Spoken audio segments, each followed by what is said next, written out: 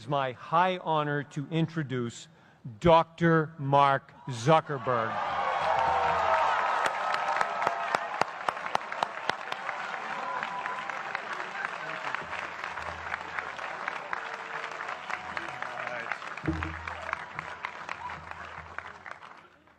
Today, I want to talk about purpose. But I'm not here to give you the standard commencement about finding your purpose. We're millennials. We try to do that instinctively. Instead, I'm here to tell you that finding your purpose isn't enough. The challenge for our generation is to create a world where everyone has a sense of purpose. One of my favorite stories is when JFK went to go visit the NASA Space Center, and he saw a janitor holding a broom, and he asked him what he was doing, and the janitor replied, "Mr. President, I'm helping put a man on the moon." Purpose is that feeling that you are a part of something bigger than yourself, that you are needed, and that you have something better ahead to work for. Purpose is what creates true happiness. And you are graduating at a time when this is especially important. When our parents graduated, that sense of purpose reliably came from your job, your church, your community. But today, technology and automation are eliminating many jobs. Membership in a lot of communities has been declining, and a lot of people are feeling disconnected and depressed and are trying to fill a void in their lives. As I've traveled around, I've sat with children in juvenile detention and opioid addicts who've told me that maybe their lives would have turned out differently if they just had something to do, an after-school program or somewhere to go. I've met factory workers who know their old jobs aren't coming back and are just trying to find their path ahead. For our society to keep moving forward, we have a generational challenge to not only create new jobs, but create a renewed sense of purpose. I remember that night I launched Facebook from that little dorm in Kirkland House. I went to Noakes with my friend KX, and I remember telling him clearly that I was excited to help connect the Harvard community, but one day someone would connect the whole world. The thing is, it never even occurred to me that that someone might be us. We were just college kids. We didn't know anything about that. There were all these great big technology companies with all these resources, and I just assumed one of them would do it. But this idea was so clear to us that all people want to connect. So we just kept working on it, day after day after day. And I know that a lot of you are going to have your own stories just like this. A change in the world that seems so clear that you are sure someone else is going to do it. But they're not. You will. But it's not enough to have that purpose yourself. You also have to create a sense of purpose for others. And I found that out the hard way. You see, my hope was never to build a company. I wanted to have an impact. And as all these people started joining us, I just assumed that that's what they wanted to do too. So I never took the time to explain what it was that I hoped we'd build. A couple years in, some big companies wanted to buy us. I didn't want to sell. I wanted to see if we could connect more people. And we were building the first version of Newsfeed at the time, and I thought, if we could just launch this, it could change how we all learn about the world. Nearly everyone else wanted to sell. Without a sense of higher purpose, this was their startup dream come true, and it tore our company apart. After one particularly tense argument, one of my close advisors told me if I didn't agree to sell the company right now, I would regret that decision for the rest of my life. Relationships were so frayed that within a year or so, every single person on our management team was gone.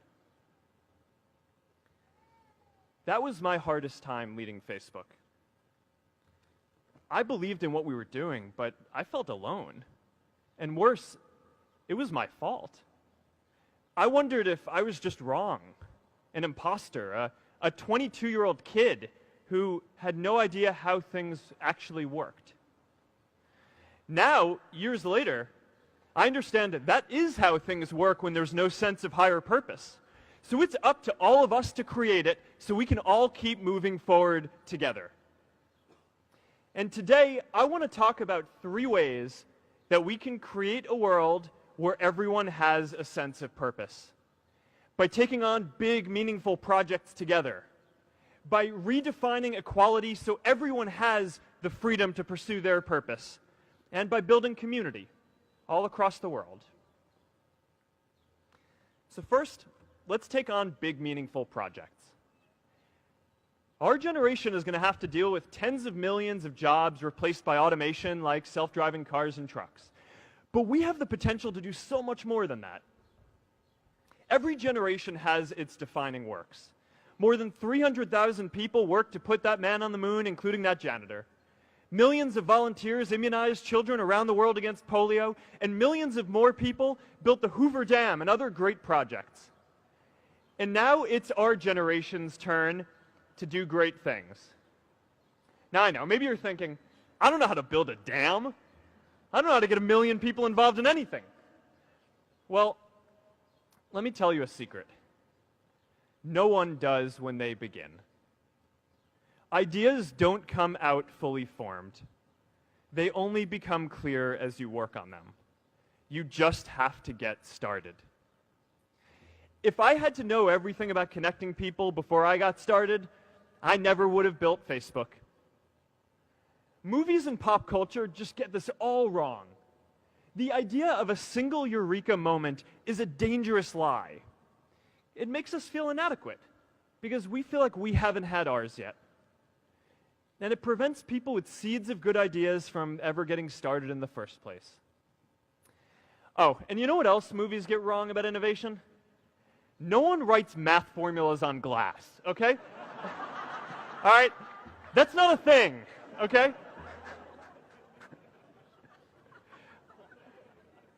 It's really good to be idealistic, but be prepared to be misunderstood. Anyone working on a big vision is going to get called crazy, even if you end up right. Anyone taking on a complex problem is going to get blamed for not fully understanding it, even though it's impossible to know everything up front. Anyone taking initiative will always get criticized for moving too fast because there's always someone who wants to slow you down. In our society, we often don't take on big things because we're so afraid of making mistakes that we ignore all the things wrong today if we do nothing. The reality is, anything we do today is going to have some issues in the future. But that can't stop us from getting started. So what are we waiting for? It is time for our generation-defining great works. How about stopping climate change before we destroy the planet and getting millions of people involved, manufacturing and installing solar panels? How about curing all diseases and getting people involved by asking volunteers to share their health data, track their health data, and share their genomes? You know, today, our society spends more than 50 times as much treating people who are sick as we invest in finding cures so people don't get sick in the first place. It makes no sense. We can fix this. How about modernizing democracy so everyone can vote online? And how about personalizing education so everyone can learn? These achievements are all within our reach. Let's do them all in a way that gives everyone in our society a role. Let's do big things, not just to create progress, but to create purpose.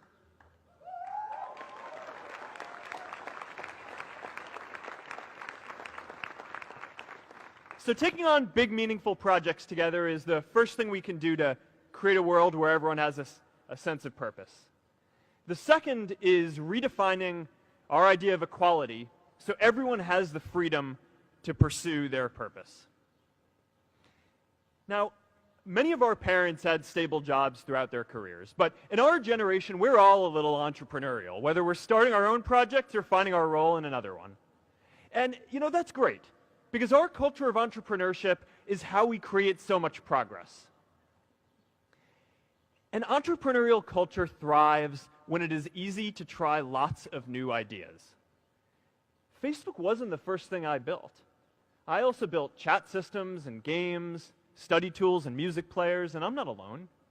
J.K. Rowling got rejected 12 times before she finally wrote and published Harry Potter. Even Beyoncé had to make hundreds of songs to get Halo. The greatest successes come from having the freedom to fail. Now, today, we have a level of wealth inequality that hurts everyone. When you don't have the freedom to take your idea and turn it into a historic enterprise, we all lose. And right now, today, our society is way over-indexed on rewarding people when they're successful, and we don't do nearly enough to make sure that everyone can take lots of different shots. Now, let's face it. There is something wrong with our system when I can leave here and make billions of dollars in 10 years while millions of students can't even afford to pay off their loans, let alone start a business.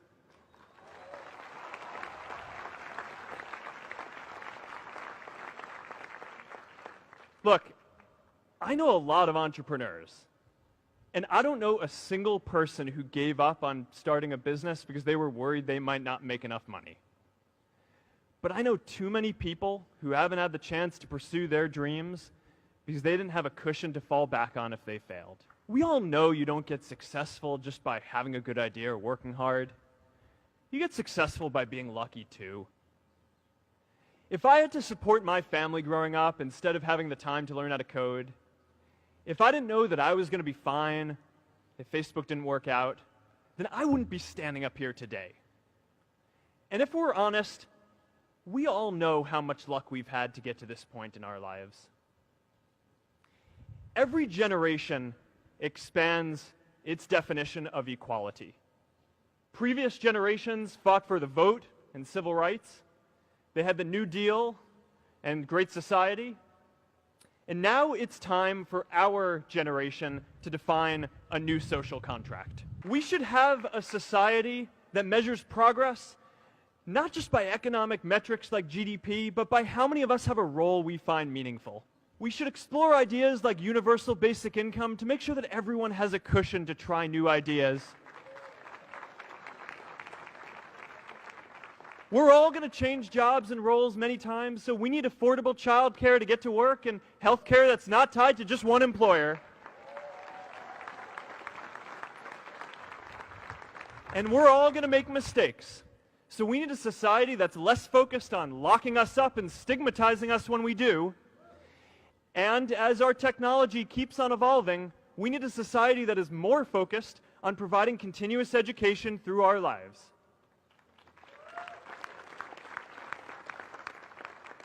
And yes, giving everyone the freedom to pursue purpose isn't going to be free. People like me should pay for it. And a lot of you are going to do really well, and you should too.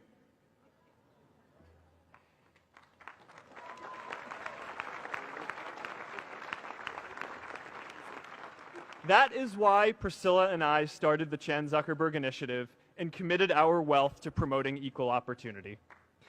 These are the values of our whole generation. It was never a question of if we were going to do this.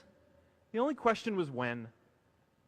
Millennials are already one of the most charitable generations in history. In just 1 year, more than 3 in 4 US millennials donated to charity, and more than 7 in 10 raised money for another one. But it's not just about giving money. You can also give time. And I promise you, if you just take an hour or two a week, that's all it takes to give someone a hand and help them reach their potential.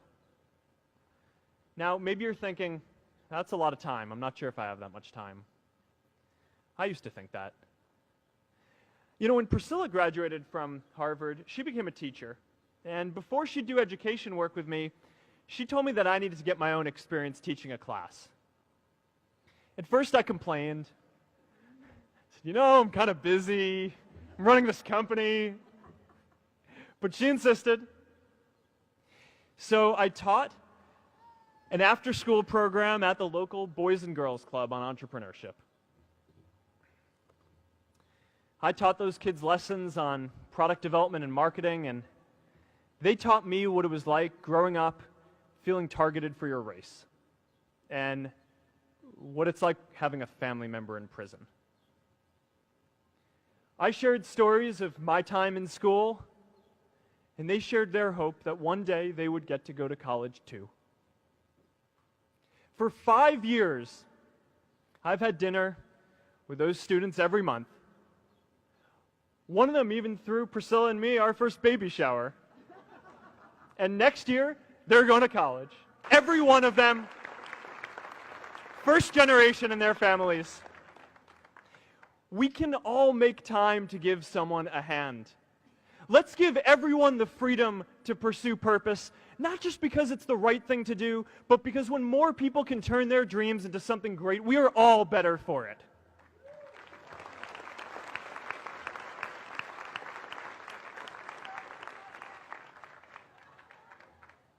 Purpose doesn't only come from work. The third way we can create a sense of purpose for everyone is by building community. And in our generation, when we say purpose for everyone, we mean everyone in the world. Now, quick show of hands. How many of you here are from another country? All right, now keep your hands up. How many of you are friends with one of these folks? Now we're talking. See, we have grown up connected. In a recent survey of millennials around the world, asking what most defines our identity, the most popular answer wasn't nationality, ethnicity, or religion. It was citizen of the world. That's a big deal. Every generation expands the circle of people we consider one of us. And in our generation, that now includes the whole world. We understand that the great arc of human history bends towards people coming together in ever greater numbers, from tribes to cities to nations, to achieve things that we could not on our own. We get that our greatest opportunities are now global.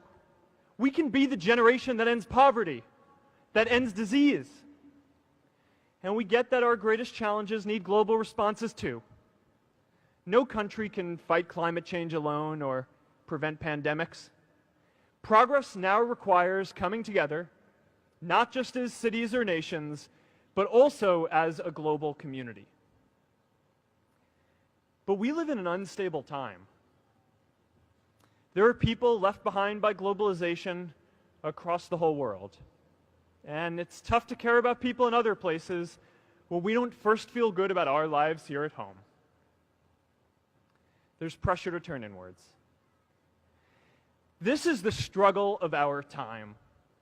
The forces of freedom, openness, and global community against the forces of authoritarianism, isolationism, and nationalism.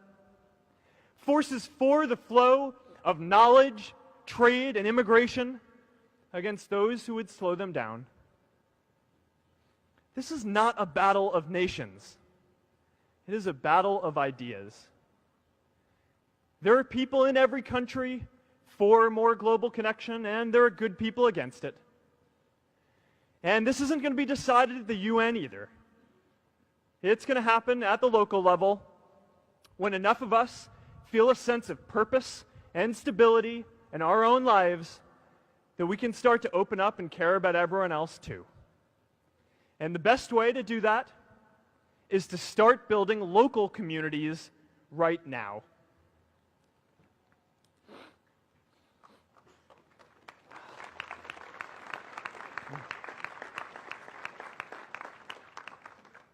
We all get a lot of meaning from our communities.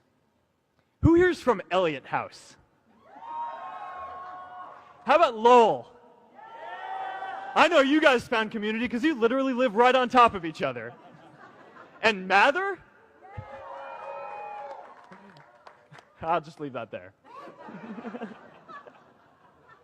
Whether our communities are houses or sports teams, churches or a cappella groups, they give us that sense that we are a part of something bigger, that we are not alone. They give us the strength to expand our horizons. And that's why it's so striking that over the past few decades, membership in all kinds of communities has declined by as much as 1/4. That's a lot of people who now need to find a sense of purpose somewhere else. But I know that we can rebuild these communities and start new ones because many of you already are. I met Agnes Segoye, who's graduating today. Agnes, where are you?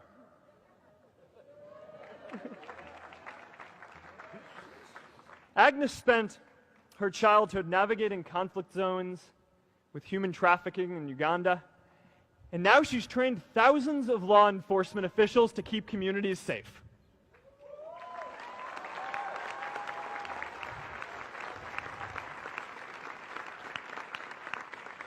I met Kayla Oakley and Neha Jain, who are graduating today too. Stand up, guys.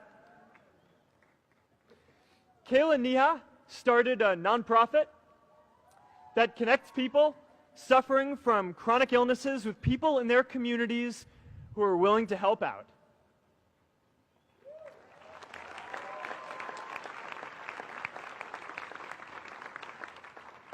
And I met David Razu Aznar, who's graduating from the Kennedy School today. David, stand up. David is a former city councilor who fought to make Mexico City the first Latin American city to pass marriage equality, even before San Francisco.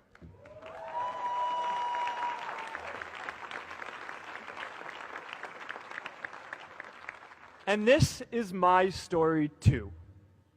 A student in a dorm, connecting one community at a time and keeping at it until one day we can connect the whole world. Change starts local. Even global change starts small with people like us. In our generation, the struggle of whether we connect more, whether we achieve our greatest opportunities, comes down to this: your ability to build communities and create a world where every single person has a sense of purpose.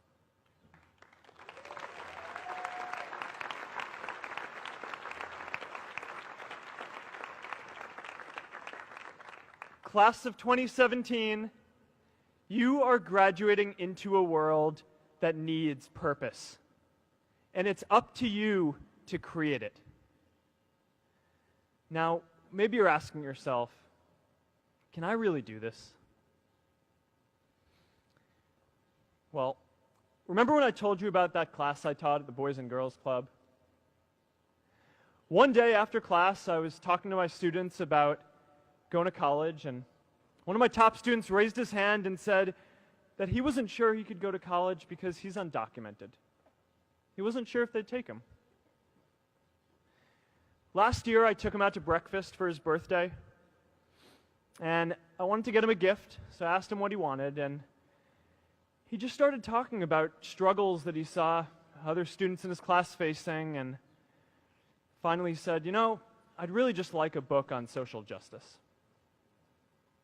I was blown away. Here is a young guy who has every reason to be cynical. He wasn't sure if the country he calls home, the only one he's known, was going to deny him his dream of going to college.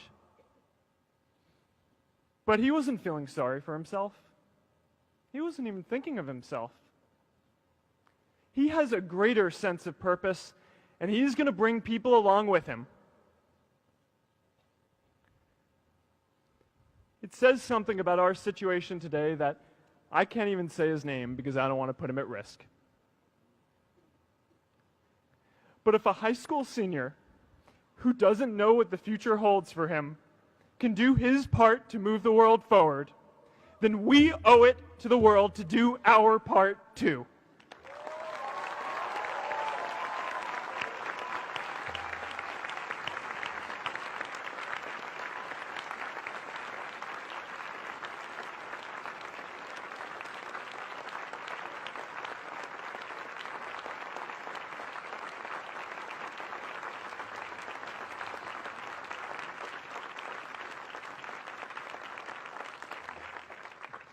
So before you walk out those gates one last time, and as we sit here in front of Memorial Church, I'm reminded of a prayer, Misha Berach, that I say whenever I face a big challenge, that I sing to my daughter, thinking of her future when I tuck her in at night.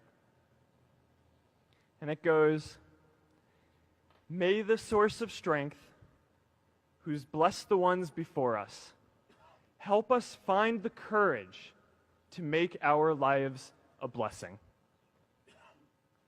I hope you find the courage to make your life a blessing. Congratulations, class of 2017. Good luck out there.